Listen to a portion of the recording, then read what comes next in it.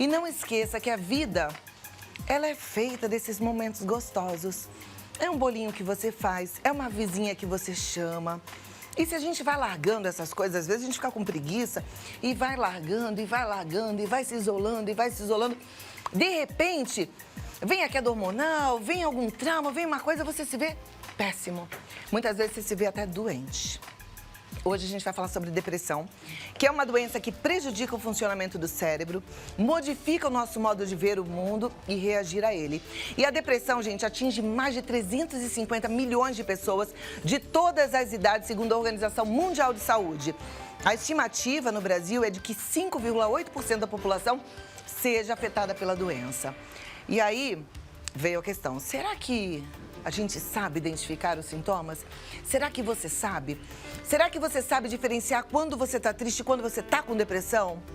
Para a gente entender melhor esse assunto, eu recebo ele, que é neurologista, especializado em neurologia clínica, membro da Academia Brasileira de Neurologia e autor dos livros Antes que eu me esqueça, O Cérebro Ansioso e que está lançando o seu novo livro, Depressão Não é Fraqueza. Dr. Leandro Teles.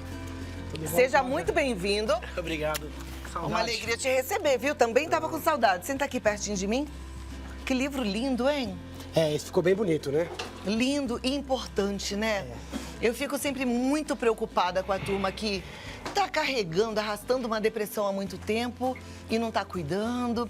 Tem gente que acha que é frescura, tem gente que tem preconceito com quem tem depressão, não é verdade? Esse é um tema importante, cheio de tabu, cheio de mito. Muita gente sofre calada, muita gente tem vergonha. E esse livro ele tem essa missão grandiosa de levar conhecimento. Já começa com essa porrada no título, né? Depressão não é fraqueza. Muitas vezes é até fortaleza por tempo demasiado, né? Não é mimimi, não é frescura, não é falta de Deus, não é falta de fé.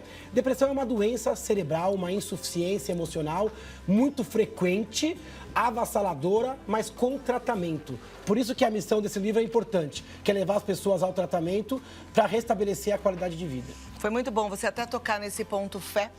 As pessoas às vezes julgam, né? Alguns padres com depressão, falam, poxa, o padre está com depressão. É uma doença e não é uma escolha também, não é verdade? Não tem nada de voluntário na depressão, ninguém escolhe estar com depressão. É uma doença tal qual outra, como o diabetes, a hipertensão. É que a gente julga.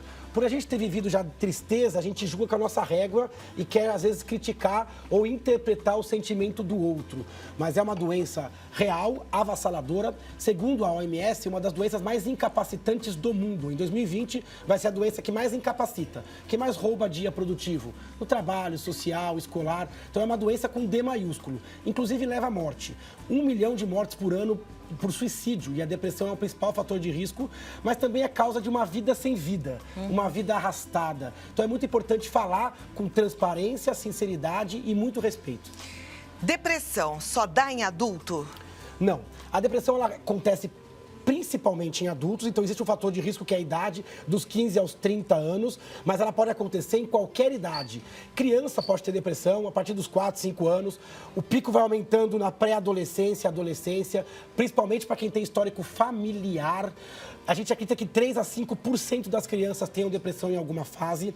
Na adolescência, os níveis aumentam, mas existe depressão na terceira idade, mesmo para quem nunca teve depressão antes. Então, para ter depressão, basta ter cérebro. Se você é um ser pensante, um homo sapiens, se você está nesse mundo maluco que a gente vive, você está em risco de depressão. Ela acontece 2 vezes mais frequente em mulheres do que em homens e os níveis são alarmantes. No Brasil, são mais de 12 milhões de acometidos.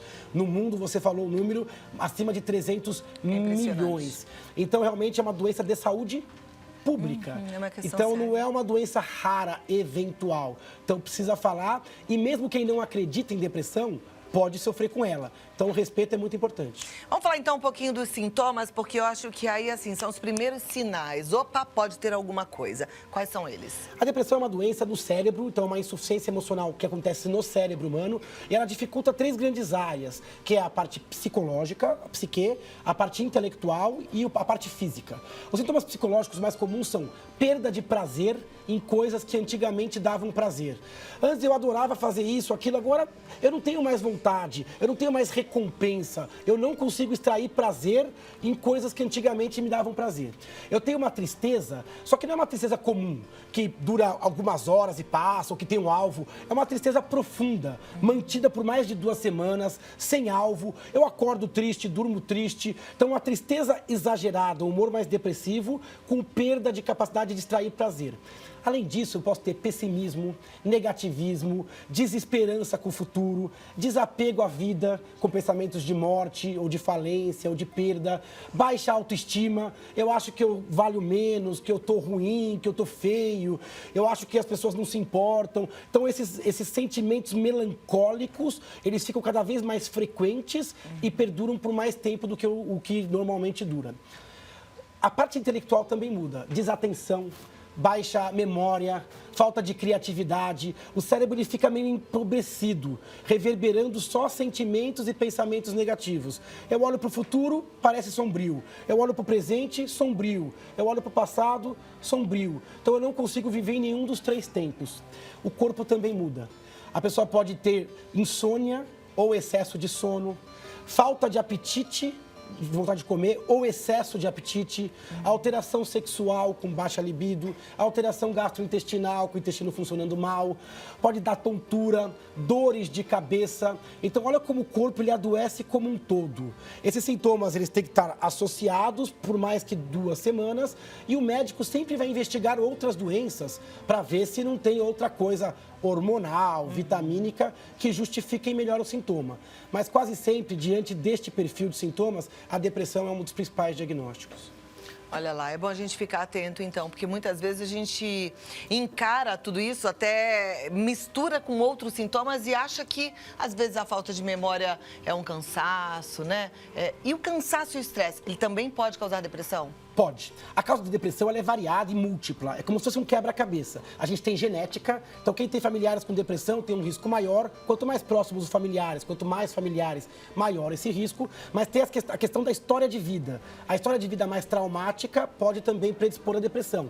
Mesma coisa o estresse. Quando o estresse é demasiado, grau de cobrança, expectativa, esgotamento emocional por relacionamentos tóxicos, profissional por ritmo de trabalho fora do normal. Um trauma, uma coisa assim que aconteceu repentinamente, pode? Eu não falo bem como causa, mas como gatilho. A pessoa tem uma predisposição à depressão. De repente ele sofre uma perda. Por exemplo, uma perda de emprego, uma perda de um familiar próximo, uma frustração grande, uma traição, um problema financeiro, uma dívida. Então, isso pode ser o gatilho.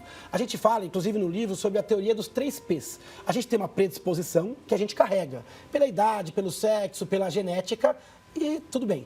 Aí você tem uma precipitação, alguma coisa que acontece que te empurra para dentro da depressão. E depois você vai ter alguns fatores de perpetuação. Um deles você já falou, essa coisa da gente não reconhecer. Se demorar para procurar ajuda, a depressão ela vai se fortalecendo. E a gente tem preconceito, inclusive com nós mesmos. Eu com depressão, eu tô doente, como eu acho que é uma doença menor, que é fraqueza, que é frescura, que é mimimi, eu mesmo não me diagnostico. Então, as pessoas tendem só a perceber quando ela já está muito forte, com pensamento de morte ou com afastamento do trabalho. É muito importante falar que a depressão tem que ser reconhecida logo, para que haja mudança do estilo de vida, tratamento psicoterápico e, eventualmente, medicamento. Perfeito.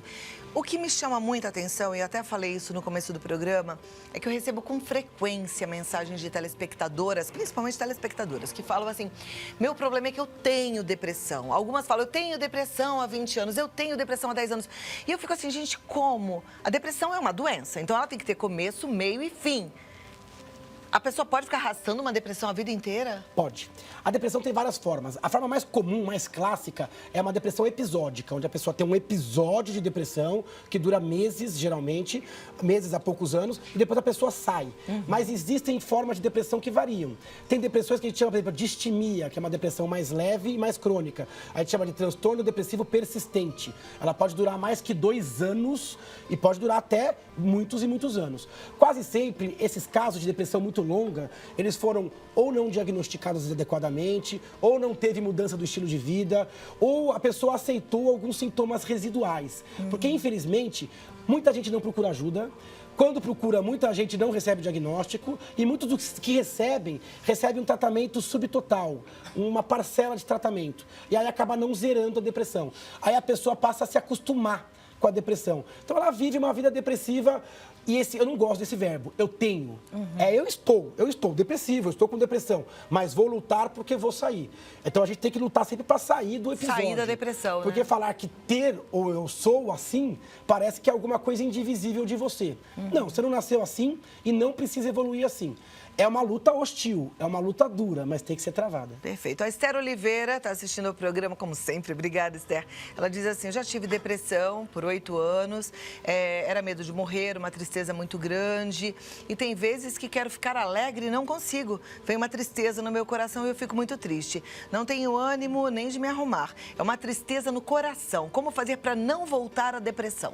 Muito importante, quem teve depressão uma vez tem que manter sempre uma vigilância, tá? Porque existe um risco de recorrência dessa doença. Quem teve um episódio, Cláudia, tem um risco de 50% de ter o segundo. Quem teve 2 episódios, o risco é de 70% de ter o terceiro. Então, quanto mais episódios, maior o risco. Por isso é muito importante cuidar da sua saúde mental. Ter boas noites de sono, manter uma boa atividade física aeróbica, sempre revisitar a mente para ver se você está reagindo bem ao prazer e à dor. Tem que tomar cuidado porque depressão não é tristeza só. Tristeza é um sentimento normal do ser humano. Hoje em dia a gente tolera pouco a tristeza. Ela não pode ficar triste, tem que reverter. Não. Tristeza é uma emoção positiva, mas ela tem que ter tempo, tem que ter um alvo, tem que ter congruência e ela não pode atrapalhar o seu jeito de viver o resto da sua vida. Então a gente fica triste diante de alguma coisa triste. Aquilo dura algumas horas, alguns dias, mas aquilo não tira o meu prazer, nem minha performance no meu casamento, com os meus filhos, no meu trabalho. Então, esta pessoa que mandou a mensagem precisa manter a vigilância e precisa se questionar se ela já não está com um resíduo de depressão. Porque ela tem uma melancolia que vem do nada, ela já se sente um pouco desmotivada. Então, cuidado. Todo dia a gente tem que vigiar como é que está a nossa energia. O normal é ficar triste diante do triste, ficar feliz diante do feliz. Ficar cansado depois de se desgastar. Mas amanhecer e dormir cansado, irritação contínua e sem alvo, tristeza absolutamente avassaladora, pensamentos de morte, isso não é normal. O nosso cérebro, ele é treinado, ele se desenvolveu para gostar de viver. Ele se apega à vida e a si. Mesmo a pior das vidas, você vê que a pessoa se apega à vida, ela quer viver. Então, quando isso falha, quando acontece essa insuficiência emocional, e isso é biológico, é bioquímico. Você tem serotonina funcionando mal no cérebro, adrenalina funcionando mal, por isso da fadiga, da indisposição. Você tem a dopamina, que é outra substância que te dá aquela recompensa quando você faz algo bom, aquilo funciona mal. Então ela tem que se questionar se já não está num quadro depressivo mais leve e entre os episódios manter a vigilância e o cuidado. Então tem que ficar aí de olho vivo, hein? Próxima pergunta. Boa tarde, sofro de depressão, pois na infância sofria bullying por causa da obesidade e eu sofro até hoje com isso. Por favor, me ajude. Isso é uma queixa também importante. A história de vida, quer dizer, será que alguma coisa que eu passei na infância pode determinar uma depressão na vida adulta? Pode. Assédio moral, assédio sexual, famílias hipercontroladoras ou hiperpermissivas. Então, traumas do passado podem aumentar o seu risco no futuro. Ainda mais quando o trauma é crônico e não superado como o dela. Ainda sofro com esta questão. Ela vai ter que fazer um trabalho de psicoterapia para ela se aceitar e poder filtrar, porque o mundo, infelizmente, está evoluindo com muita crítica, com muito julgamento. Ainda mais agora, com rede social, com expectativa elevada, onde todo mundo aponta o defeito de todo mundo, onde todo mundo tem que ser bom em tudo. Então, esse mundo é insustentável para qualquer pessoa, mais ainda para quem tem tendência à autoestima mais baixa, porque as pessoas começam a apontar coisas que não estão certas e você acaba vivendo sob esse prisma. Essa pessoa não é só uma pessoa com peso acima, ela tem outras milhares de características e ela não pode ser definida por uma característica ou outra característica. Então é muito importante que a gente evolua com um mundo mais acolhedor, com mais empatia. Né? Você falou uma coisa que até já comentei hoje, né? A gente vive aí com todo mundo pregando tolerância, a gente não pode brincar com uma coisa, não pode brincar com a outra, tudo é errado, mas ao mesmo tempo a pressão é muito grande. E as pessoas mostram, principalmente nas redes sociais, uma perfeição e eu estou sempre alegre, que foi, como você disse, a tristeza parece que é um sentimento pecaminoso, não pode ficar triste hora nenhuma. Aí você acha que tá triste, tá com depressão, mas você tá triste porque alguém faleceu, porque você viu que alguém se machucou. A gente fica triste, normal. Gente é gente, né? Então a gente tem que tomar realmente muito cuidado. Pessoas com depressão podem ter mais dor crônica e pessoas com dor crônica podem ter mais depressão. Então é uma via de dois fluxos. Pessoas que sofrem por fibromialgia, artrose, dores lombares crônicas, dor de cabeça crônica, podem ter mais fenômenos de depressão. Podem ter alteração de sono, podem ter mais irritabilidade. Então é muito importante você, sempre quando vai avaliar alguém com depressão, avaliar também o padrão álgico de dor e de doenças que causam dor. Por exemplo, doenças reumatológicas, doenças oncológicas causam bastante dor. Então é muito importante tratar o paciente como um todo, porque existem vários determinantes para a depressão. Quando a gente está doentinho, a gente já fica mais deprimidinho, né? Já fica mais amuado, né? mais sensível. Olha, próxima pergunta. Olá, Cláudia, tudo bem? Perdi meu filho em um acidente em 2016. Desde então, estou tratando a depressão, mas está cada vez mais difícil. Será que vai passar? Me ajuda. Ela é a Cida de São Manuel. Um beijo, Cida. Obrigada pela confiança. Precisa passar, porque ela precisa seguir adiante a vida dela. Imagino que tenha uma outra rede que precisa dela bem.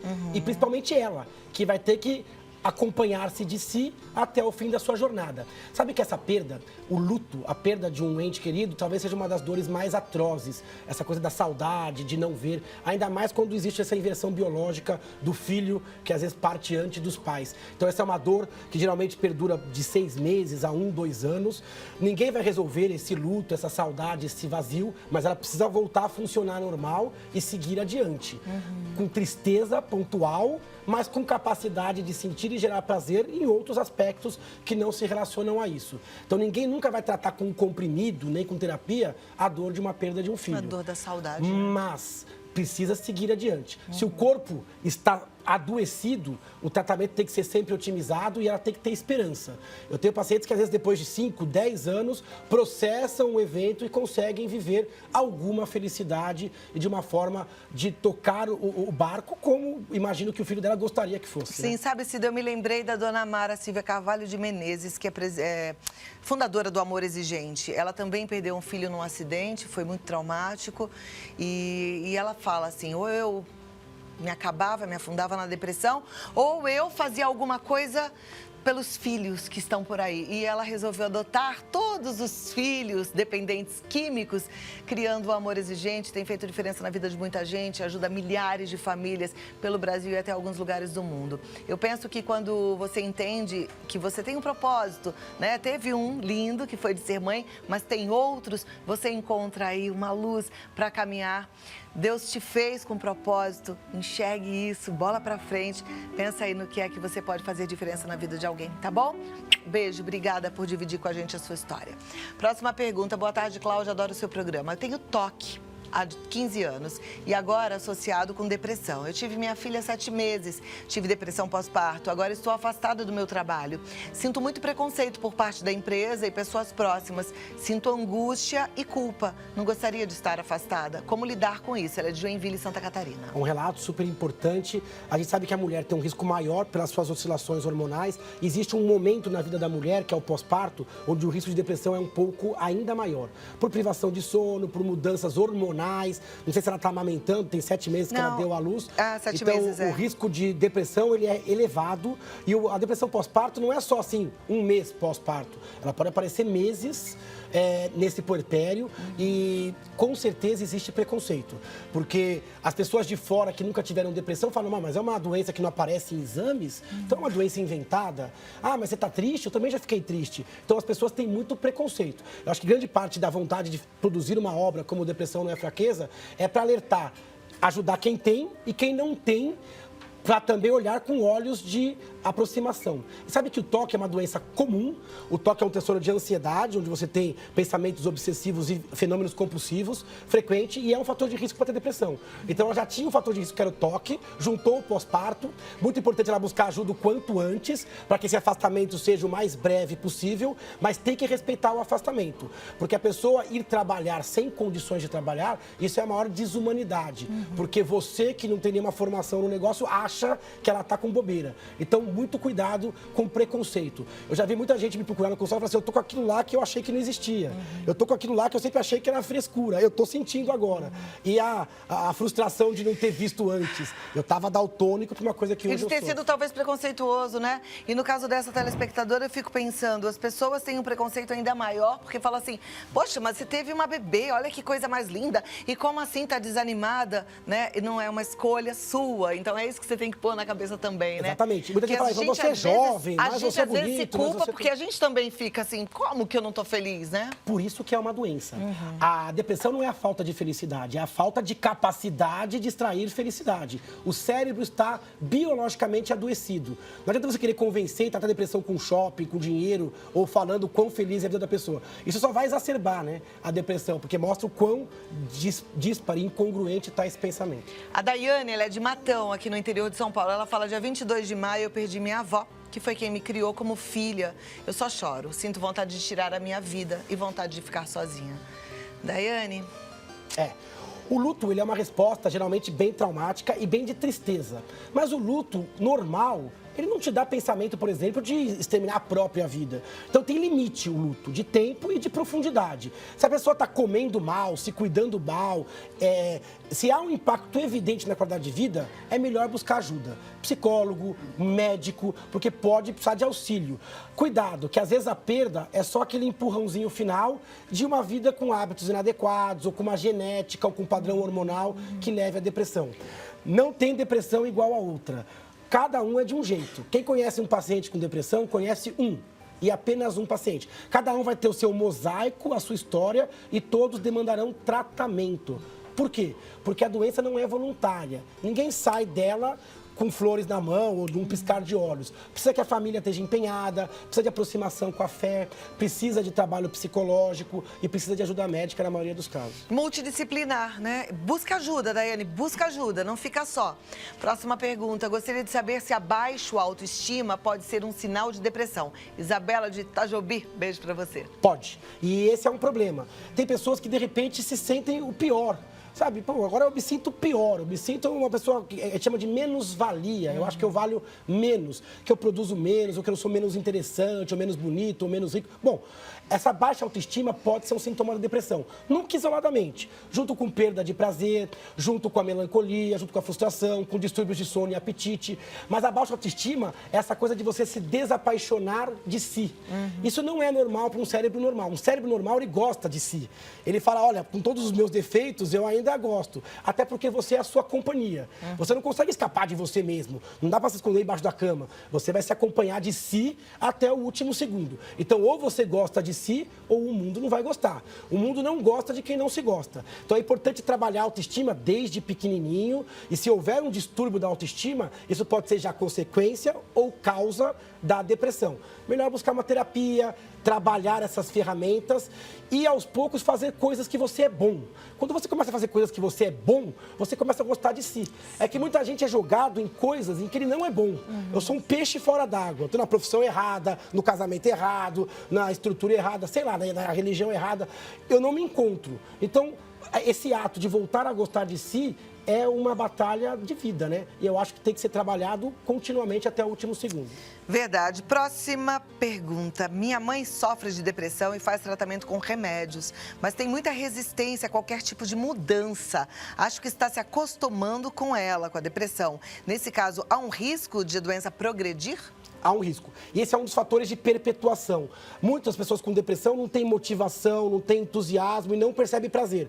Quem está de fora fala, você precisa mudar, você precisa fazer exercício, precisa acordar cedo, precisa... Só que a pessoa, por isso que a depressão é tão cruel, ela escraviza a pessoa. Ela faz da esquiva, ela faz da zona de conforto o seu lugar de dormir, o seu lugar de segurança. Então é muito comum as pessoas com depressão parecerem que não querem melhorar. E isso gera mais e mais preconceito. Isto, na verdade, é mais um sintoma da depressão. A pessoa tem dificuldade de mudança, tem dificuldade de alteração de ritmo de vida, tem dificuldade de mudança de forma de pensar. Isso faz parte da doença. Então é isso a doença, que você ela falou, aprisiona. Ela precisa da ajuda da família, então. Tem que vir de fora. Porque quem está vindo de fora fala, olha, tem alguma coisa errada. Vamos procurar um bom terapeuta ou trocar a psicoterapia. Vamos ajeitar a dose do remédio ou trocar o remédio. Eu vou com você começar a atividade física. Vamos pegar um pouquinho de sol hoje. Então, Então, é muito importante que haja um acolhimento, porque a depressão ela vai nublando, a ponto da pessoa, às vezes, se desapegar da vida. Falar, não, para mim não importa mais. Então, olha como esse cérebro adoeceu. Então, é muito importante, nesta hora, que haja uma rede. Eu sempre falo que a família e os amigos são a rede de proteção quando o trapézio arrebenta. Na depressão, o trapézio arrebenta. A pessoa tem que ter essa rede familiar e de cuidados para que ela se sinta acolhida e possa voltar ao trapézio da melhor forma possível. Por quê? Porque a crítica, ela fica alterada na depressão. Então, a pessoa sozinha, ela não sai. Ok, próxima pergunta. Ou demora para sair e com preço alto, né? Não quero me identificar. Boa tarde. Gostaria de saber se beber muito e ficar isolada de tudo é depressão e como posso me livrar disso. Isso pode ser um sintoma de depressão. Sabe que estar melancólico, depressivo ou muito ansioso pode levar as pessoas ao abuso de substâncias, calmantes, estimulantes. É muito comum a pessoa estar depressiva e começa a se entupir de café para tocar o dia, ou começa a tomar remédio para dormir porque não consegue pegar no sono, ou que apele para o álcool, que funciona como um anestésico emocional. Ela vai se esquivando. Então, pensamentos de melancolia, baixa disposição, baixo rendimento mental e psicológico e abuso de substâncias podem ser sintomas de depressão. Podem ser a causa também. Às vezes a pessoa começa no álcool e recentemente começou a campanha em São Paulo sobre essa questão. Quanto antes, pior. Para você não dar acesso ao álcool para pessoas abaixo de 18 anos. Falei isso ainda há Porque pouco. o alcoolismo, ele é mais intenso e mais grave quanto mais novo o contato com o álcool, que é muito comum na nossa cultura. O álcool excessivo pode levar à depressão, como a depressão pode levar ao consumo excessivo de álcool. Próxima pergunta. Boa tarde. A pessoa que tem depressão necessita de acompanhamento com psicólogo, além do tratamento que já tem com o psiquiatra? Como ajudar uma pessoa que está se recuperando da depressão para que ela se recupere mais rápido e se cure? Primeira coisa, o tratamento ele tem que ser personalizado, cada um é de um jeito. Não existe tratamento padrão, uma receitinha de bolo. Hoje existem vários medicamentos e várias abordagens. O tratamento ele tem que ser personalizado e abrangente. Não dá para lutar com a depressão numa frente só. Então, psicólogo, fundamental. Mudança do estilo de vida, fundamental. Revisão de sono, revisão de aspectos com o trabalho, revisão de uma série de questões da sua vida, incluindo a espiritualidade. Medicamento também tem que ser ajudado. Então, assim, é um tratamento que tem que ser abrangente e direcionado. Você de fora, como você ajuda? Primeiro, empatia. Tentar olhar o mundo no olhar do outro. Não se colocar no lugar do outro com o seu olhar. Tentar estudar o assunto, tentar aprender e estar perto. Não julgando, apontando, mas sim colaborando para que a pessoa saia. Qualquer tratamento para depressão, ele vai demandar meses, às vezes até alguns anos de luta. Então esteja preparado para uma maratona, com altos e baixos, com oscilações. É muito importante que essa rede esteja harmônica e compenetrada para que a pessoa saia e não volte. Perfeito. E leia o livro. Depressão não é fraqueza. Olha lá, lançamento do Dr. Leandro Teles. Você vai encontrar nas principais livrarias, mas se tiver qualquer dúvida, www.leandroteles.com.br, no Face Neurologista Leandro Teles ou no Instagram Neuro Leandro Teles, tá certo? Tudo perfeito. O Instagram é a rede que eu mais uso, então Neuro Leandro Teles. Esse livro foi lançado recentemente na Livraria Cultura e a gente vai ter um novo lançamento dele, um relançamento, que vai ser agora no dia 20/7. Então, 20 de julho, lá em Guarulhos, no Shopping Maia, na Livraria da Vila, um relançamento com uma palestra gratuita sobre depressão e uma sessão de autógrafos dessa nova obra. Ah lá, então vai lá para dar um abraço no doutor Leandro. Muito obrigada, colaboração maravilhosa com a nossa sociedade. Tudo de bom para você e até a próxima. Programa, bom, né? A gente ouvir esse assunto, assim, com quem realmente entende e estuda, é um privilégio. Então, coloque em prática o que foi dito, tá? Cuide de você, busque ajuda, não fique só.